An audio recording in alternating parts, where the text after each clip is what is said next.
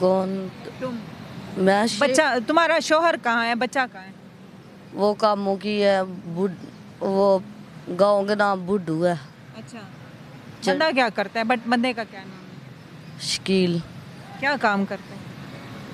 वो सेपी रहा, मतलब कि डंगरों को पट्ठे डालता है। अच्छा, तुम्हारी लव मैरिज है? नहीं तो मेरे माँ बाप की मर्जी से हुआ है। अच्छा, माँ बाप ने, और उसने सही नहीं तुम्हारे साथ सलूक? नहीं किया। तो तुम्हें अपना बच्चा यकीन है कि वो सही रखा होगा, उसने प्यार करता था तुम्हारे बच्चे से मेरा जब तुम? दिल तो करता है देखने को, मगर आज मैं सोच रही थी वो उनके गांव में जाऊं, कैसे जाऊं।